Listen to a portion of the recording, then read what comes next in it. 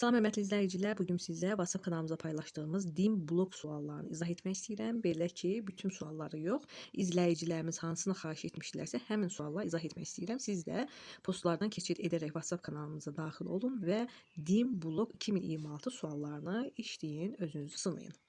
Və başa düşmədiyin sualı qeyd edin, izahını verin. İkinci sualda bir izləyicimiz xahiş etmişdi.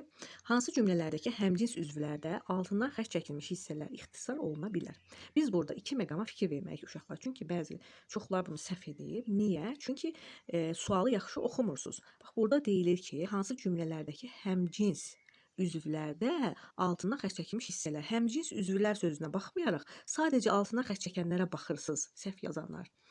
1. O hər il yaylağa köçürdü, 3 ay orada qalırdı. İndi biz əvvəlcə baxaq, həmcins üzvdürmü uşaqlar? Əvvəlcə həmcins üzv olduğuna baxmalıyıq. Kim yaylağa köçürdü? O. Kim orada 3 ay qalırdı? O. Demək, bu həmcins üzvdür, həmcins xəbərdir. İndi baxaq, dü şəkilçisini ixtisar etmək olurmu?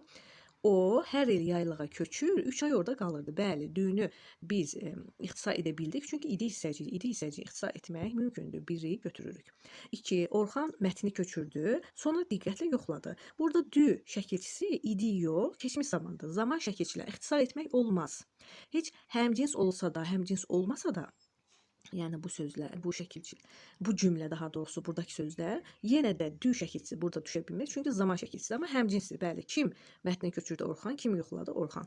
Bu ixtisar oluna bilməz. 2-ni götürə bilmərik. Müğənni ürəkdən oxuyurdu. Tamaşaçılar isə onu həvəslə dinləyirdilər. Burada du şəkilçisi idini hissəci idi. Yəni belə demək mümkündür. Müğənni ürəkdən oxuyur, tamaşaçılar isə onu həvəslə dinləyirdilər.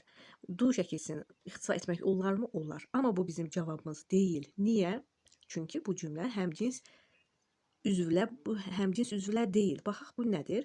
Kim ürəkdən oxuyurdu? Müğənni, mübtəda. Kim dinləyirdi? Tamaşaçılar, mübtəda. Bu mürəkkəb cümlə olduğu üçün, həmcins üzv olmadığı üçün 3-ü götürmürük.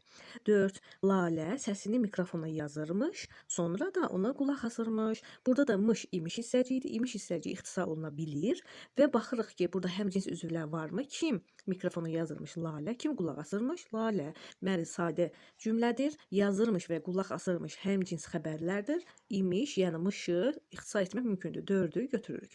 5. Qəflətən hava qaralmışdı, sonra yenidən açılmışdı.